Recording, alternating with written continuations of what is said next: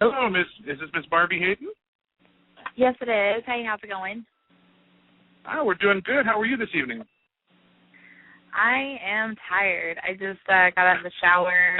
I was at the gym and then had to go grocery shopping, and so, yeah, so I'm doing good. Nice. How are y'all?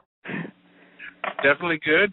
We're very thankful you took time out of your busy schedule to join us and tell the real story of Houston Carson. I'm just kidding. Oh, God. Oh, it's like a Lifetime movie or something, right? No, I'm just teasing.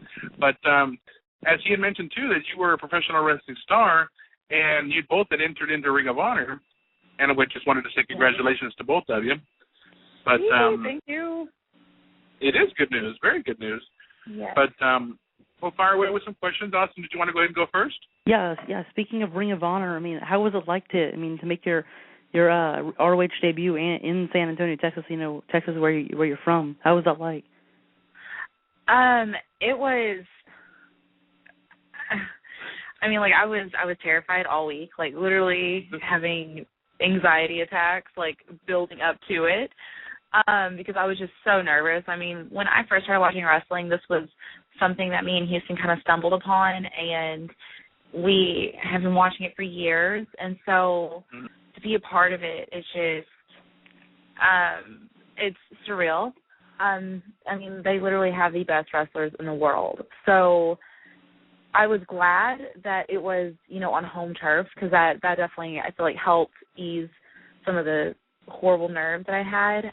It's a good stepping stone, and hopefully we can venture on to their territory, up north. Definitely. I watched the pay-per-view, the actual show a couple of days ago, and it was phenomenal. I don't think ROH has the ability to put on a bad show, because, just every single match that night was awesome. Oh, wow. Thank you. I didn't do all of the matches, obviously. No, you're right, too. I can't imagine how it felt to the O-face. Oh, that must have hurt. Yeah, that was one of the better ones I've taken. And I mean that in the weirdest way possible, I guess, saying, oh, I got my jaw practically broken. It was wonderful. No, that's a terrifying move. So exactly, what got you into professional wrestling? What was it? Something that from your childhood? Was it something that you just got into a few years ago? You gained a love for it? How did you become a professional wrestler? Kind of all of the above. Not since childhood. Yeah, not since childhood though. I wasn't allowed to watch wrestling when I was young. Just because whenever I was young was during the time of the Attitude Era, and so having two sisters and living with my mom, she was like, "No, you're not going to watch this. It's touching and women half naked." So I wasn't allowed to watch wrestling when I was younger, but Houston and I, whenever we started dating seriously, I was pretty much living at his house in high school, and we would watch wrestling. He's been a huge fan since he was a kid, and we would literally watch anything WWE that came on TV.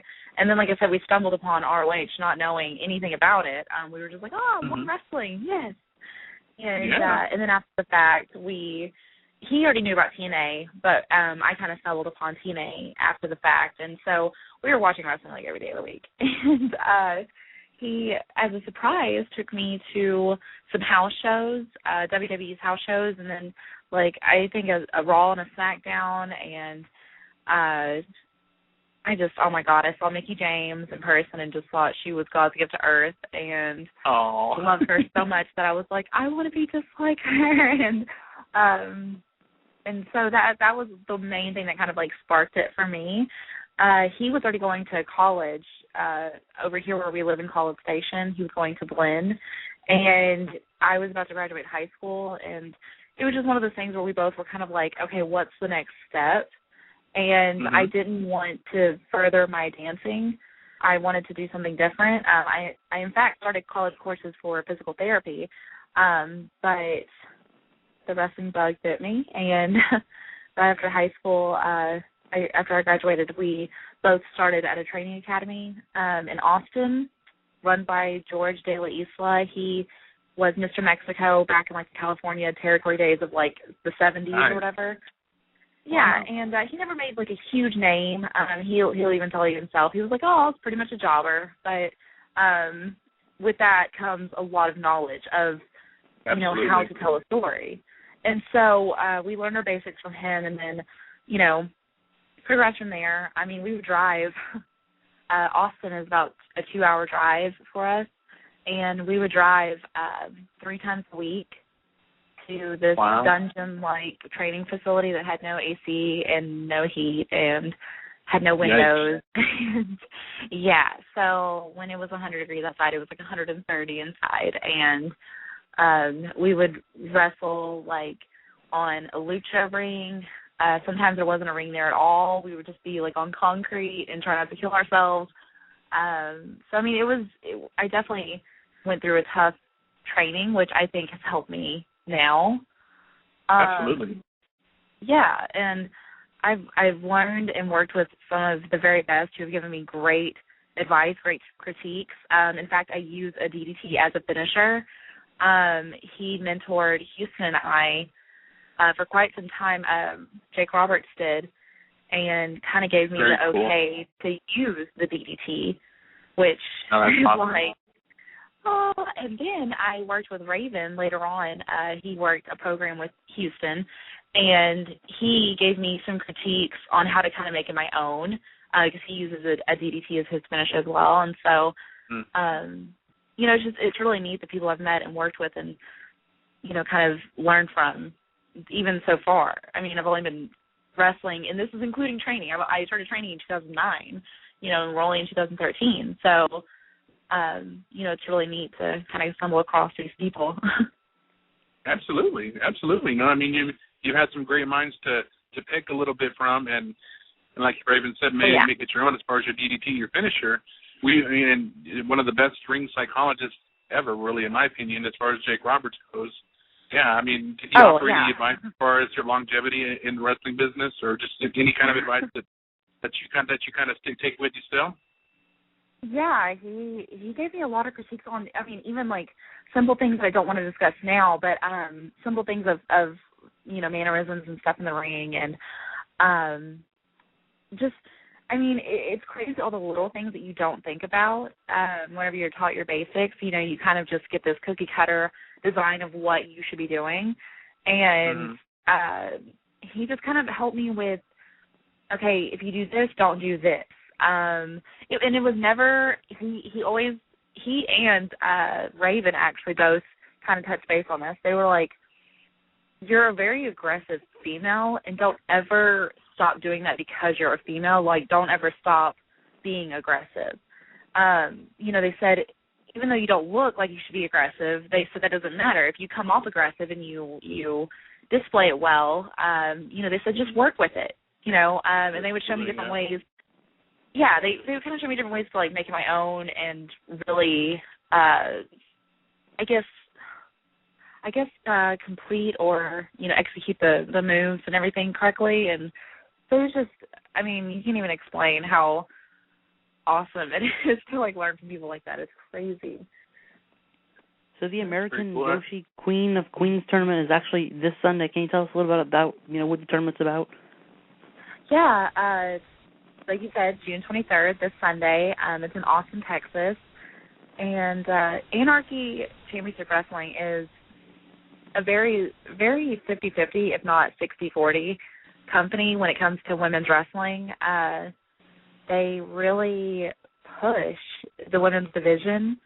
Like I said, it may even be more of a 60-40 thing. It's crazy how much leeway we're kind of given there. And women are allowed to compete in all divisions, just like the men. If we're willing to get knocked in the face or hit over the head like a man by a man, then you can go for the heavyweight title, just like Rachel Summerlin did. Or currently Athena is holding the Anarchy televised championship. And then Angel Blue is one half of the tag team champions with JoJo Bravo. So, I mean, it's a really neat and intense women's division. It's very generally speaking, it's very Joshi style, which is like the Japanese style we've kind of adopted, I would say, and adapted to in a sense. Obviously Americanized, but it's just a really good platform where girls from Shimmer and Shine and WSU and, we all kind of intertwine. We, trade girls in and out. And, if it weren't for Anarchy, there's a lot of girls I wouldn't be working otherwise, because they are willing to bring in girls and kind of take a risk on, like shipping girls halfway across the country for a tournament. And that's what this is. It's a tournament to see who is the queen of the wrestling, who is the hot thing or the it thing right now in the indie women's division. So it's really a neat concept. So you've actually gotten a chance to work with some of the women from Shine and Shimmer you mentioned?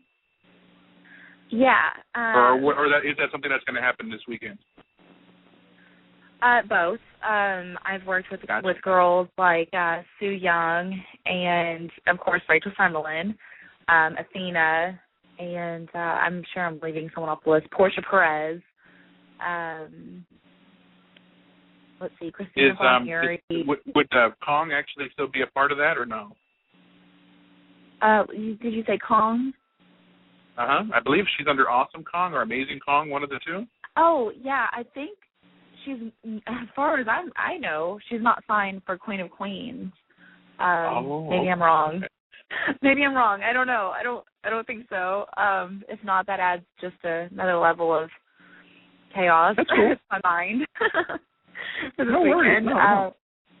But I know that Addie Starr from Canada is going to be there. I know that Leva Bates is going to be here. I'm trying to think who all else is. Angela Slane. Young. What's that? Angela Slane. I hope I'm pronouncing that right. Angela Slane. Oh, Angela Slane, yes. Yeah. And the other two are actually to be in. They haven't been announced yet. One was just announced, to my knowledge, today. That was the first time I saw it, which was Claudia Del Solis. Oh, okay, yeah. Then I didn't see it on their website. That's why I guess they announced it somewhere on the Facebook page or something. Yeah, I think it might have been Twitter, if I have that right. Maybe. I think. I'm pretty sure it was Twitter. Oh, go ahead. Sorry. Oh, no, that's okay. It's okay. No, I was just going to ask you, when you prepare for matches against anybody that you face, like what is how would I put this? I would say your strategy. Do you study a lot of past female performers? Use some of their, do you study past female performers? And if so, do you inquire anything that they've possibly used in the past into your wrestling repertoire, so to speak? I do, and I don't. I a lot of times find myself studying men, and that's in no way offense to any former women. Mm-hmm. But I purposely will watch men. My main focuses are Dean Malenko and like Eddie Guerrero because they have. Yeah, it's really random, I know. But there's a reason, I promise. I do it because, especially like with Dean Malenko, I love chain wrestling. I'm a huge fan of it, or grappling, or ring work like that. But I watch people who are kind of in the same situation I am, like when it comes to size and what they do in the ring. I'm not an acrobatic person whatsoever, never have been, and not saying I never will be, but I just don't know how to flip my body upside down or do anything close to that. So I stick to what I'm good at. I stick to what I know. And so I study people like Dean Malenko who, he is very hard-hitting. He's very smart in the ring. And I like to watch that to kind of see, like, how he can work around not being so flashy but still getting the point across that you are a contender.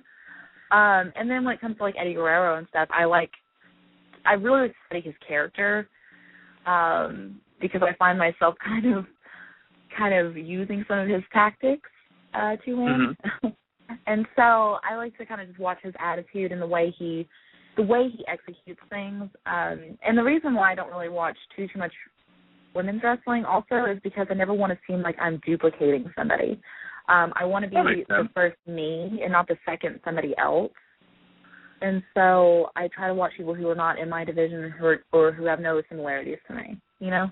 It's funny because everything that you're mentioning, and as far as your personality, your characteristics, as far as your character in general, it really brought me back to thinking about somebody that was very ahead of her time, so to speak. And by that, what I mean is Sensational Sherry Martel. Nice. She was such a unique type character, but didn't mind mixing it up with the guys if she had to. She'd come over there and kick the crap out of you if she had to, you know. But she was aggressive and knew how to be aggressive. She knew how to, because you do both manage and wrestle, and you know how to bring that aggressiveness to the ring. So I was like, it's just a perfect description of a new age Sensational Sherry. I'm not saying you're trying to hear exactly like her, but at the very I see the comparison. You know, that's something that I can see definitely in what you're describing as far as what you do and what your husband has said that you've done as well. You know. Thank you. That's just my take on it, but.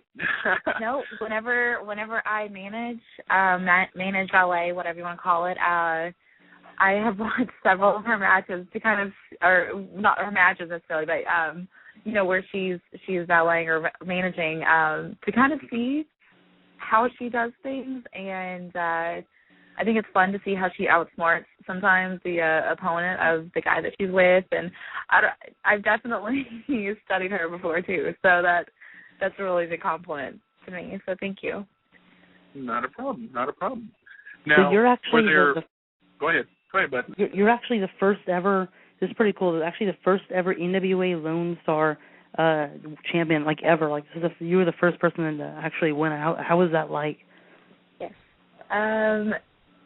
You know, I'm a really emotional person. Like I am so I'm so dedicated to the companies I work for. Like I feel like I hold them really close to my heart, and so it means more to me than I think maybe even some people think it should. But it makes me really proud that somebody trusts me to be the inaugural anything, or to even hold a championship. You know, it's really neat, and it doesn't matter what level you're on, if it's the Indies or if you're a WWE diva. I feel like, you know, it's such an honor, and I think it's cool. You know, it gives you credibility and shows people, okay, hey, this girl is worth trusting with a title here, so you should give her a chance elsewhere. You know, that's, in my opinion, if it's a credible company. Makes sense. It's definitely, and I know you definitely cherish that title very much. So, as you said, it means a lot more to you than most probably think it should. But no, that's a good thing because it shows dedication. And what I was going to ask you is, you guys had mentioned TNA a little bit ago. Have you ever showed any? I mean, because I know between the interests and the differences between WWE Divas and TNA Knockouts, in my personal opinion, is that the TNA allows their women to get in there and wrestle. And I mean, they're not just eye candy. They actually can get in there and kick the crap out of you. Whereas, I mean, WWE had their moments throughout the years, but nowadays it's more about eye candy. You know what I mean? And if you had been approached by either or, I mean, is there a preference that you would have as far as where you want to go and actually wrestle, or be out there as just you have your 2 or 3 minutes? I mean, it's not saying it's a bad thing, but their differences are like night and day, and that's what I mean. Yeah. I mean, they does that make sense? Yeah, no, believe me, it completely makes sense. And, you know, it's one of those things I really think about all the time. I kind of wave back and forth. I'm not saying that either one of them is clawing at me, but, you know, it is one of those things that I would have to kind of really deeply think about with both of them, because they both have their major ups and they both have their major downs. And one of them for TNA is you get to be home a lot more. You know, and that's really nice. I mean, I'm not really a homebody anyway, but, you know, it's still like I know personally people who work there and everything, and they love being home, you know, compared to being on the road all the time. And, you know, that's a big thing. And their women's division really just kicks ass. I mean, honestly put, it's a really great women's division, and the storylines are always nice and drawn out, and well thought, and it's really neat, and I love that about them. One thing with the WWE Divas, though, is, of course, that was my first love. So it's one of those things where it's kind of like, it's you almost feel like the dedication to, like, okay, well, this is the reason I started to wrestle. Not that I wouldn't veer away from it, but, I'm like, okay, well, that was my first love. My first passion was, my main goal was WWE. But another thing with the WWE is behind the scenes, I love volunteering. I have done it all my life. I love giving back, helping others. I'm a big, animal and earth person. I recycle everything. I collect old water from places, and, I go out and, water grass and plants with it. I keep all my scraps and give them to stray animals, or I put them out in the grass to, help grow plants and stuff. So I'm kind of like a nutcase when it comes to that stuff. And, WWE is really good about charities and giving back. And so true. It's one of those things where, on a personal level, I would love to work with WWE because I would love to have that chance to kind of still be making money and be able to do these things that I love to do that you don't make money doing. So it's, and I know that has nothing to do with wrestling, but no, it's okay. That's something that I'm really passionate about. So it's kind of weird how that ties in, but so that's my thought on those. I love both companies. I love both divisions. They obviously do their own thing. I definitely like so does Ring of Honor. If you think about it. So, Ring of Honor does their own thing, and it's definitely different than what TNA and WWE bring, and that's actually a good thing. Yeah, and for me, it's a really good thing since I'm such a I've actually been called a boring. Somebody's like, oh, you like all the boring stuff. I'm like, no, chain wrestling and grappling, if it's done right, can be really entertaining. And what's nice about ROH is they're a lot like, Anarchy is a lot like them, I guess you could say. You can showcase all types of wrestling, and it's appreciated by the fans. There are a lot of smart fans. And so, they understand and appreciate everything, which is nice. So do you actually keep up with the current, or WWE, TNA, ROH storylines and stuff like that? Do y'all actually watch that? Honestly, I was a fan to begin with. I'm still a fan of all wrestling, and I keep up with it also because I want to make sure I know what everything is, going on current. I want to make sure that just because I've been doing something on the indies for a couple of years, I don't want it to reflect something too closely on TV and seem like I'm copying. So I definitely want to keep current. These are companies I work for or want to work for. So I always want to keep up with them and kind of see what they're doing, see what the new tide is, and see what the new thing is, Absolutely. Have you guys actually ever been to a WrestleMania or an actual TNA show at all? Or? Yes. Like I was saying, a couple of friends of ours work for TNA, and they have gotten us free tickets to shows that have been in the area, which was really nice. Mm-hmm. And we went to that pay-per-view that was in San Antonio recently. What was that? Lockdown? Lockdown, yeah. Yeah, it was Lockdown. Yeah, exactly. I think that was, I think that's what it was, yeah. Well, the reason I asked that is because being in the crowds at a WWE event, TNA event, Ring of Honor event, as you guys obviously have been, what can you describe the differences, or is there any difference between the crowds? Are they more into the wrestling? Are they more into the entertainment? Are they just, who's a more nuttier crowd, I guess you can say, is my question. I think that ROH has the craziest crowds, and I think that's because ROH has the craziest wrestlers. They have crazy wrestlers who have crazy personalities. They do insane moves. They execute everything beautifully. And like I said, they have a lot of smart fans who just love the hell out of wrestling. They love to be entertained, and they're there to be loud and crazy. So I would say ROH wins. Now, you enjoy actually being a manager, valet? Do you feel that you actually would prefer being a wrestler if you could do that full time? I mean, do you like doing both? Is there one that you prefer more than the other? Would you rather stop doing the managing and just stay on wrestling, or what would you do? I hope I don't break the hearts of anybody out there, but I love managing. That sounds horrible. I love wrestling. I really, really love wrestling. But as of late, I've been hurting a lot. You'll notice.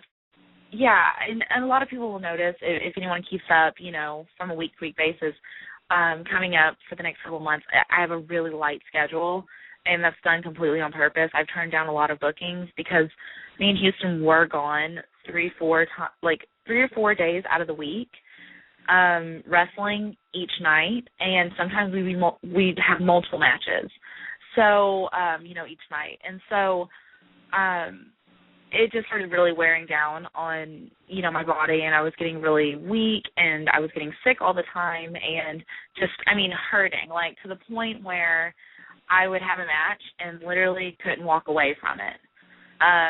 Some of my recent matches, you'll notice that I'm laying on the apron for a little too long, and that's because I literally could not get up because I was just hurting so bad. Because wrestling is very physical, it's very daunting, Absolutely.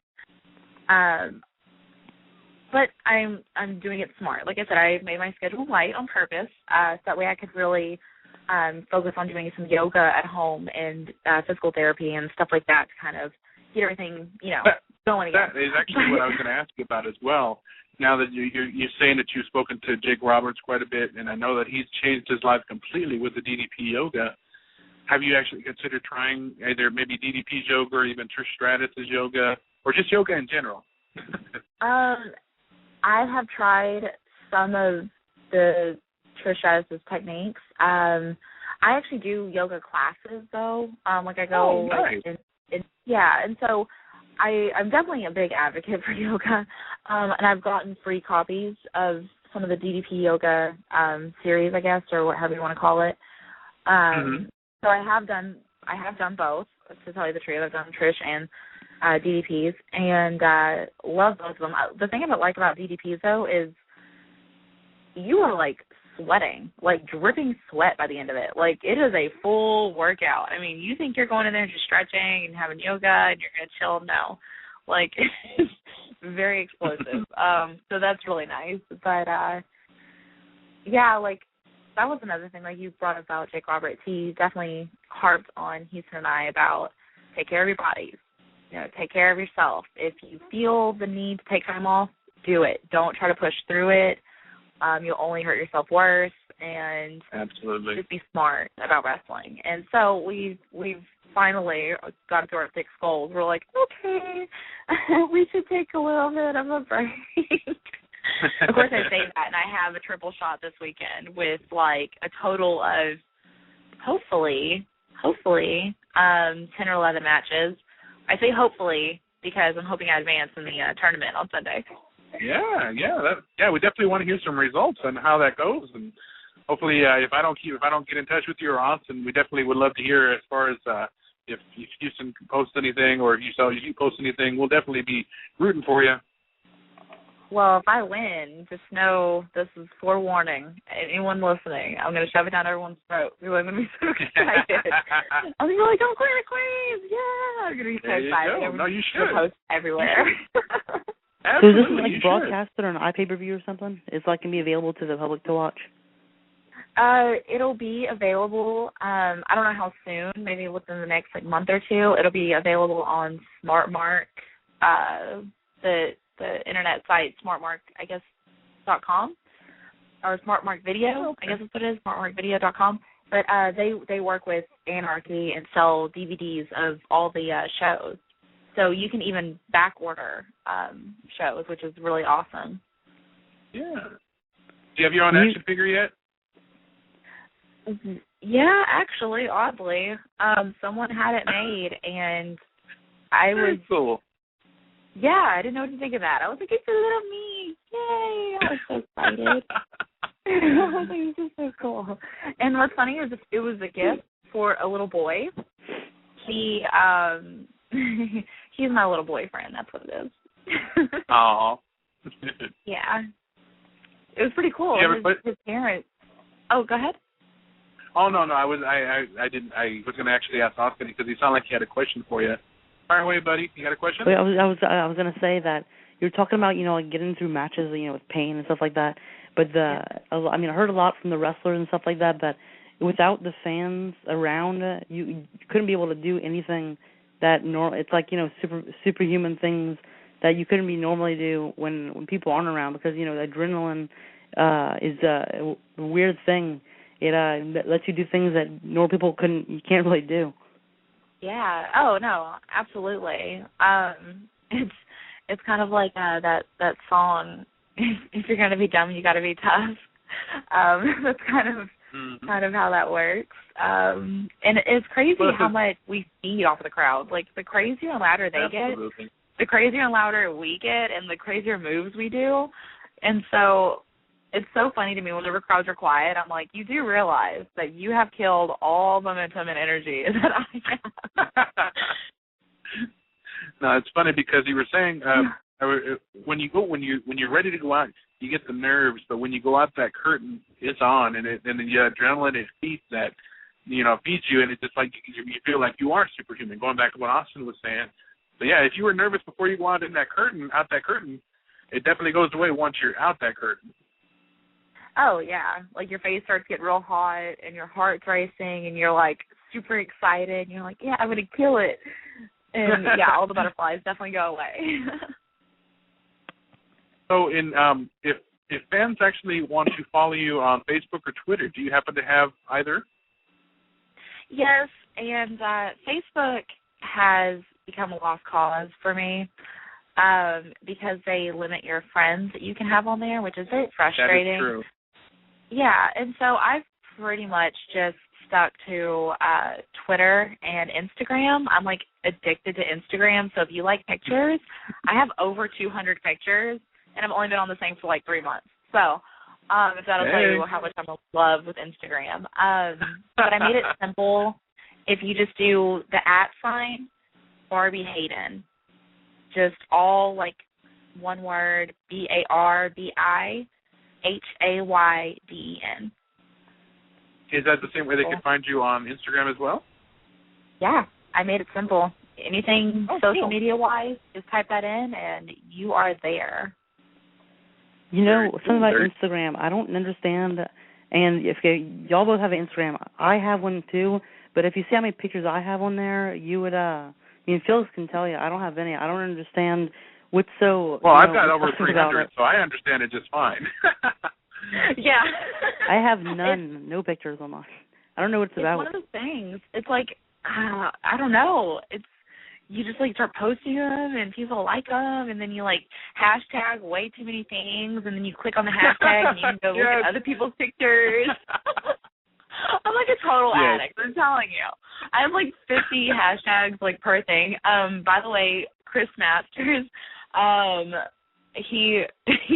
we've gotten well acquainted with him, and he makes fun of me so bad. He's like, listen, woman, you have a limit of 3 hashtags. If you do more than 3 hashtags, you are not cool. Like, stop doing more than 3. Yeah, do like 10. Yes, like, I've seen pictures that you guys are gotten really close with Chris Masters, because he seems like such a nice guy. He's definitely traveling around and meeting with the fans, and he seems like he's coming to his own, and hoping to see him as well as you guys on TV very soon. I mean, I know Ring of Honor is not everywhere, but at least you can see you guys online, and that's definitely a good thing. Yeah, oh, absolutely. And Ring of Honor shows on a lot of, like, CW shows and stuff like that, so that helps. But, yeah, Chris, back to Chris, he's a really down-to-earth, really fun person to be around, and he has a lot of the same interests, and he's just kind of acts the same way we do. And so, like, we were out on Bourbon Street, and, like, we just had a blast. And none of us are really like hardcore like partiers or anything. So, it's fun to kind of walk around with somebody who's, got the same has the same goals and kind of mindset that we do. And yeah, he's a really fun guy to be around. He's a good guy. That's cool. So definitely, Austin, taking it from myself and from Miss Hayden here, get into Instagram, buddy. It's the next thing. It's going to blow away Facebook. I'm just kidding. No, yeah, it probably would. And MySpace. MySpace is coming back. MySpace? Wow, I haven't heard that in I know. 5 or 6 years. No kidding. I know, MySpace is coming back. Like, I'm not kidding. I feel like I should be kidding, but I'm not. Justin Timberlake bought it, and he's rebooting it. That's what I heard. That's what I heard. Crazy. I'm kind of excited about it because I personally hate Facebook. I have, like, every day 900 updates about some stupid game, like a slot machine game or something that I just am about ready to throw my phone out of a window because I'm like, oh, awesome, I have like 120 updates, and like maybe 30 of them are real updates. I'm like, oh, great. Cool. So coming from College Station, Texas, some would say the spring one of the most that's would be spring was it? What is the word I'm looking for? Spring break capital area where people go on spring break. There we go. Oh, is it really? Well, because I've seen a lot of people say that they go on spring break there. I know that I've heard MTV used to go and film certain areas there, and years ago though. And I don't know about recently, but I know MTV is not even about music anymore. But yeah. I know that was one of the places that people would go on spring break towards. I don't know if you guys were. I was even thinking, like, I mean, I know that College Station is really popular. It helps that we have a university here. We have Texas A&M, and our quarterback was one who got the Heisman Trophy this year, which was really cool. Yeah, I was like, oh, look at you. He's like a freshman, which is crazy. I'm like, oh, okay, cool. There you go. You know, I was laughing because y'all had the Elite Championship Wrestling show, like, I think it was like 2 months ago. And it was the first time the second time I seen Carson and Starks wrestle, but it was the first time I seen you actually manage them. But it was the first time I seen Carson come out with a fanny pack, which was pretty odd to see. I started laughing. I didn't expect to see that. And that's not a gimmick, my friend. That is not a gimmick. He owns fanny packs. Well, tell him 1992 called and they want their fanny pack back. Yeah. I'm just kidding. Man. I'm just kidding. I know. It's funny because he's like, I love this. It's so convenient. And what's funny is then like all of a sudden, a few months ago, it was like a cool thing to have like neon big sunglasses and have fanny packs. And Houston was like, okay, well, I guess this is cool now. So I have an excuse. It's just funny. He's a big old swole guy, and he likes kittens and fanny packs. Hey, I guess that's cool. Hey, Hulkster likes the fanny pack too, Yeah, he pulls it off. He's kind of an oddball, so I like it. So, hey, Austin, did you have any more questions for Miss Hayden? I had a bunch of, like, I keep on telling Felix this, I have a bunch of questions to ask people, like, ask guests on the show. When it actually gets on the show, most of them completely fly by my head. Yeah, I don't. You gotta write them down. Exactly. But, well, that's okay. You know what? I'll tell you what. Somewhere down the line, we definitely would love to have you come on back and visit with us. Maybe even bring the old man with you. Thank you. Yeah. I'll bring that old bag of with me. There you go. No, it'd be fun to have you both on at the same time and see how you guys are doing and where you guys are at with Ring of Honor and as far as this weekend goes, maybe we'll be seeing the most dominant female going. We'll be talking to the most dominant female in wrestling. Yeah, that's what? Keep your hopes up. I'm keeping my hopes up, so you do it too for me. Absolutely. Yeah, we'll be rooting for you. Definitely. But awesome. Thank you. Just on behalf of Austin, we definitely want to say thank you so much for joining us tonight, Miss Hayden. And we want to wish you the best of luck. No, it's been our pleasure, and we wish you the best of luck in the tournament this weekend. And definitely much luck to your old man, too, as well. I should say old man, but I'm older than he is, but you guys are awesome. You guys are an awesome couple, and we're honored to have you guys on as our guests, and look forward to having you guys on again in the future. Awesome. Thank you, guys. Y'all have a good night, okay? You too. You do. Get some rest. Thank you. Oh, I will. Bye-bye.